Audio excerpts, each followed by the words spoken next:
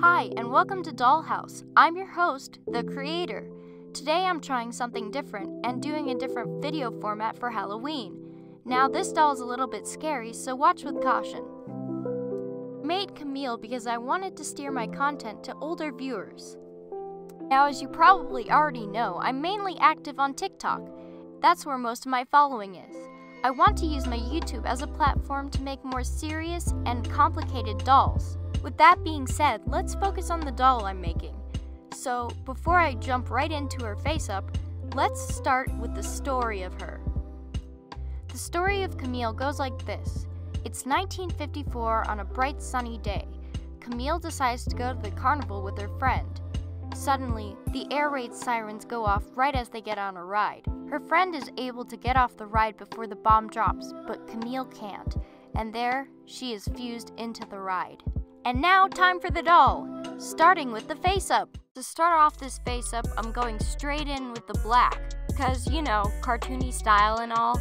But anyways, I transferred a green for that real radioactive look. Now I'm going in to make a ring of green around the eyes to really give off that nuclear rot feel, you know, like a green smoky eye. Here I'm deepening and blending that smoky eye rot just with some darker greens and some lighter greens because blending. Bust out my green pastels for a more green at the gills look, but didn't do much. These pastels aren't very good. Now I'm putting more green under the eyes to make it more like she's crying radioactive tears. Kinda sad, I'm sorry. Anyways, I'm going in with black to deepen the upper eye. Going in with more pastels because the first pass didn't work.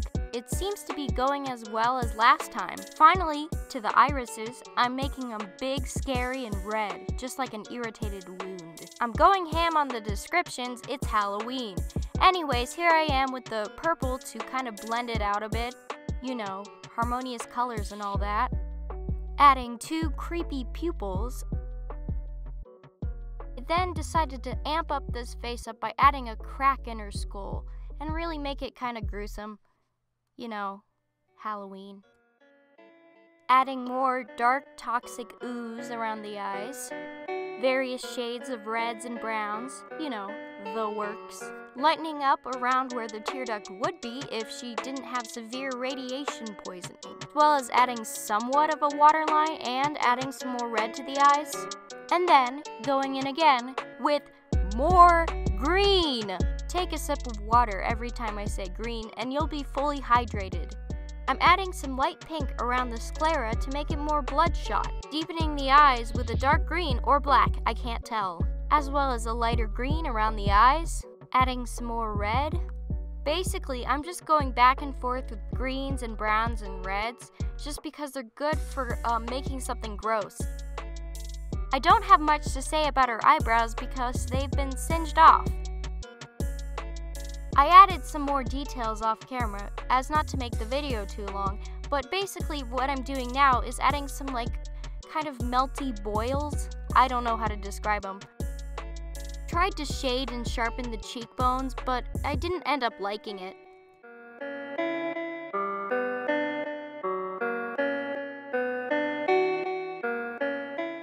I just added some more details to her face, you know, reds and browns, yellows.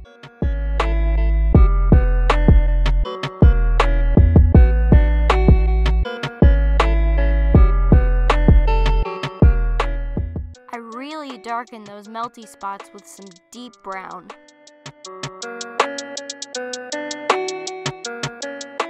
Pushing and pulling values with yellow and brown. Finally, I had enough with those awful cheekbones. I really didn't need to add white to the sclera, it just wasn't necessary, but I guess old habits. Added a lot of white to the other details just because. Now for the body.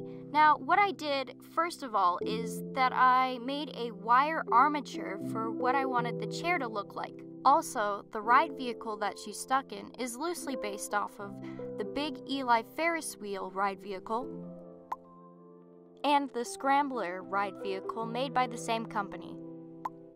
So what I did after making the wire armature was covered it with AirDry Clay on all of the exposed wire. Not all of it. See, what I should have done is made a base layer out of AirDry Clay and then covered it with epoxy. I didn't use enough AirDry Clay and instead used mostly epoxy, and this made it really heavy. And also, another mistake I made, I bought the wrong kind of epoxy. See, instead of buying Apoxy Sculpt, I bought Apoxy Clay. I don't know what the difference is because I've never used Apoxy Sculpt, but it seems like it's easier to work with, or at least from what I've seen from Delightful and Moonlight Jewel, but that's besides the point. You can tell I had a lot of trouble with smoothing out the surfaces. Now for the shoes. I decided to do a classic 50s saddle shoe like these ones. I used a pair of Ever After high shoes from Apple White to do that. As you can see here, I'm wiping off the black. Now, I thought I messed up on the colors, but I actually didn't, so I ended up having to repaint it. I'm just making sure the black is opaque enough on all the surfaces. Now I'm just doing the same thing to the other shoe. Now I'm adding the white parts of the shoe. What surprised me is that it took a few layers of white acrylic to make it opaque. Taking a break from the shoes for a second, now I'm going and molding in the ride vehicle into our lovely friend Camille. Here I'm adding Apoxy Clay to the bottom of the ride vehicle. I tried my best not to get it to stick to Camille's legs, and I think I did a pretty good job. Remember, you can smooth out epoxy with water, which I ended up doing a lot of.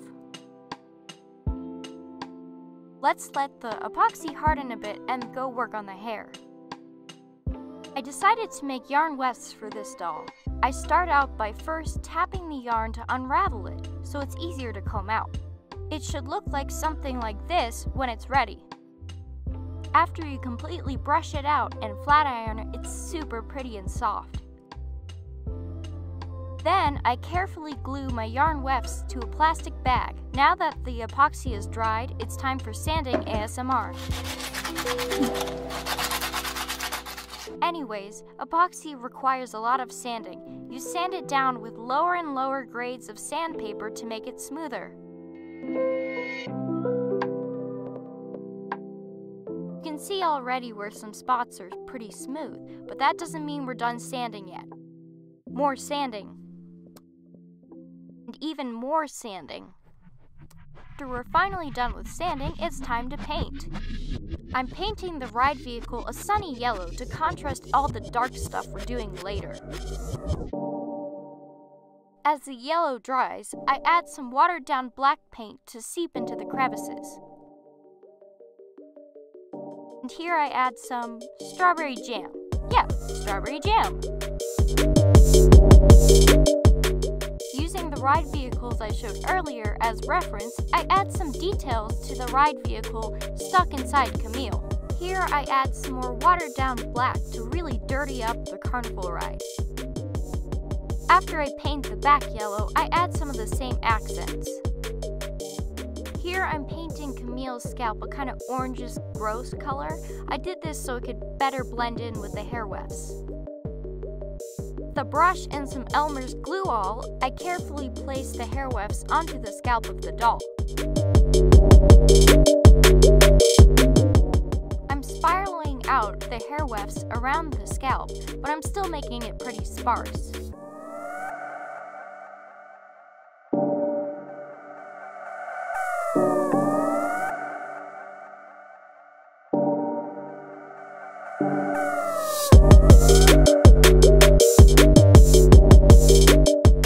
Finally, I'm adding some brown pastel to her scalp to make it look really gross and damaged, like it's burnt.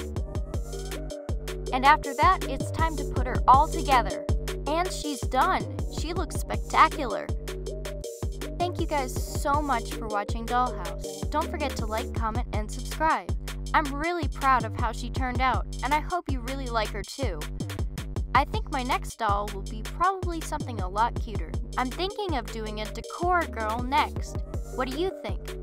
Anyways, thanks for watching Dollhouse, and have a happy Halloween. Bye!